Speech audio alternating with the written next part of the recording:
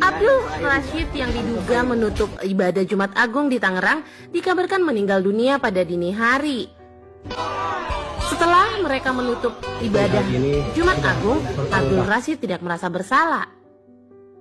Kini pemakamannya sedang diadakan di kediamannya. Dan ini adalah ucapan belasungkawa dari rekan-rekannya. Sejak kapan MUI diberikan kebebasan untuk memberikan stempel sesat kepada agama-agama penghayat? Kalau nggak bisa menjadi wadah untuk mempersatukan, ya lebih baik dibubarkan saja itu loh. Saya tahu kok isi-isinya orang MUI itu dari kelompok mana. Ya daripada membuat keributan itu kan. Sementara gini, orang yang disesat-sesatkan itu mencintai alam. Ya kan, bukan yang merusak alam itu loh. Kalian silakan aja keras ke koruptor ya kan, daripada memberikan stempel sesat kepada yang menjaga alam dan meyakini alam itu memberikan kehidupan kepada kita itu. Maaf mas, tempat ini kita segel. Loh, kok disegel mas? Ya nggak ada izinnya. Loh, ini kan udah jadi bangunan mas. Nggak ada izin. Loh, nggak ada izin. Udah.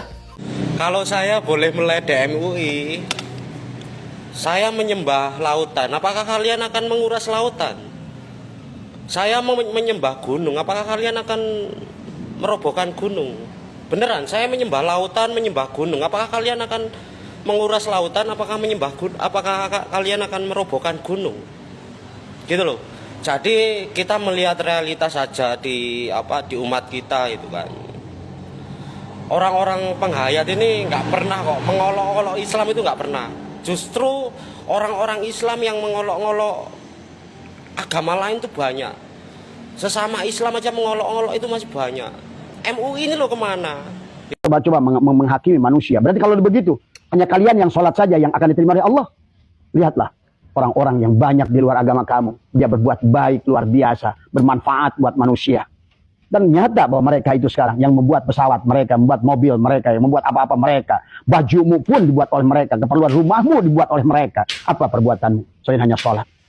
Lihat Irak hancur, lihat Libya hancur, lihat Suriah hancur, lihat Mesir, lihat Afghanistan, lihat Yaman. Mereka yang selalu berbangga dengan sholat, apa yang dihadapinya? Apa yang didapatinya dari semua? Ya. Oke teman-teman, barusan kita mendengar bahwasannya Abah mengatakan, katanya apakah hanya kalian yang akan diterima oleh Allah, agama Islam saja yang akan diterima oleh Allah, sedangkan orang lain, orang non-muslim banyak yang berbuat kebaikan. Perlu saya tegaskan, bukan saya yang menjawab, tapi Allah yang menjawab di dalam Al-Quran, dalam surat Al-Furqan ayat 23, di sana dijelaskan bahwa amal perbuatan orang selain muslim itu tidak ada faidahnya, tidak akan diterima, bagaikan debu yang berterbangan. Coba dicek bahwasanya amal perbuatan baik selain Islam itu bagaikan debu yang berterbangan, dalam artian tidak akan bermanfaat. Saya analogikan seperti ini, ketika seseorang dia mempunyai harta yang banyak melimpah ruah yang ada di dalam suatu berangkas, akan tetapi dia tidak mempunyai kuncinya, apakah dia akan bisa membuka dan apakah dia bisa memanfaatkannya? Tentu tidak, karena dia tidak mempunyai kunci, ya. Jadi dia tidak bisa memiliki barang-barang atau harta yang ada di dalam berangkas tersebut. Begitupun orang-orang non-muslim, ya, ketika dia mempunyai amal yang baik, dia berbuat baik, sedekah dan lain sebagainya, dikarenakan dia tidak mempunyai kuncinya. Apa kuncinya? Kuncinya adalah syahadat. Dia harus Islam, baru dia akan bisa memanfaatkan atau menikmati hasil dari amal baiknya tersebut. Seseorang mempunyai harta banyak di dalam berangkas, tapi kalau tidak punya kunci, maka tidak akan bisa dimanfaatkan. Kenapa? Karena ada passwordnya. Jadi Al-Quran mengatakan bahwasanya Allah mengatakan orang non-muslim berbuat baik itu dia tidak akan mendapatkan kemanfaatan dari kebaikannya tersebut, dari amalnya tersebut. Ya, jelas itu yang pertama, Bah. Dan juga dijelaskan juga di dalam surat Ali Imran ayat 85 bahwasanya agama selain Allah itu tidak akan diterima oleh Allah. Coba dicek lagi, ya, Bah. Dan juga yang kedua, ya, kenapa kok Abah itu memojokkan kepada orang-orang yang sholat? Seolah orang yang sholat seperti Yaman, seperti Iran, dan lain sebagainya itu malah bombardir di bom. Karena mereka katanya rajin ibadah, rajin sholat, dan lain sebagainya. Kok bisa memojokkan orang-orang yang melaksanakan ibadah kepada Allah? Ya, biasanya memang berat ya. Orang yang taat kepada Allah itu ujiannya sangat berat. Contoh ya, banyak para nabi itu ujiannya tidak ringan-ringan. Para nabi, para ulama yang memang beliau itu ibadah kepada Allah, itu ujiannya sangat besar. Semakin dia itu besar atau semakin tinggi dia itu ibadah kepada Allah, maka semakin besar ujian yang dia dapatkan. Jadi jangan membuat statement bahwasanya ketika orang yang melaksanakan sholat itu hanya mendapatkan kerugian. Saya tahu bahwasanya sholat itu bukan hanya sholat yang praktek saja, tapi harus juga dengan sholat ruhaniyahnya. Akan tetapi jangan menggunakan bahasa seperti ini seolah merendahkan terhadap orang yang melaksanakan sholat. Ya, saya kurang setuju dalam statement yang seperti ini. Mohon maaf.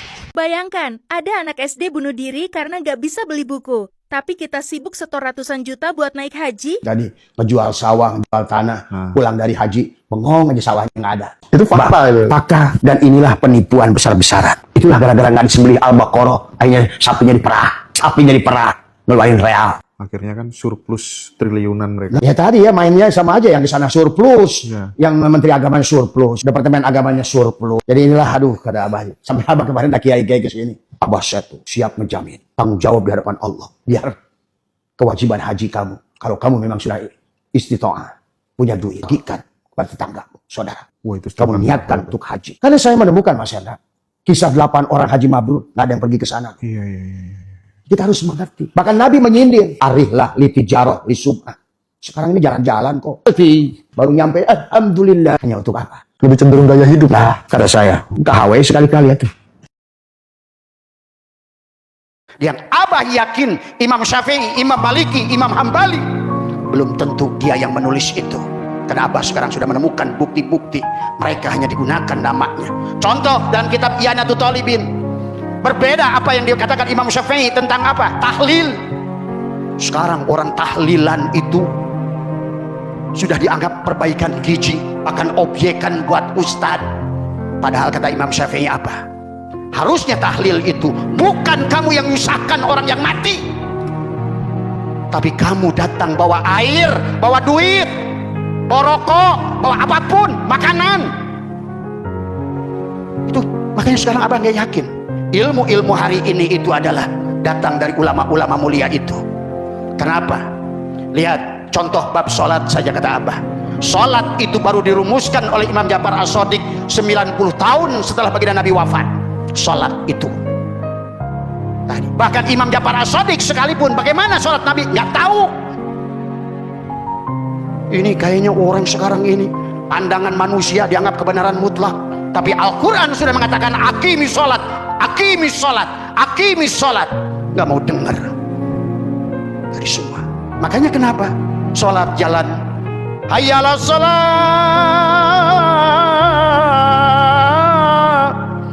hayya 'alal falah,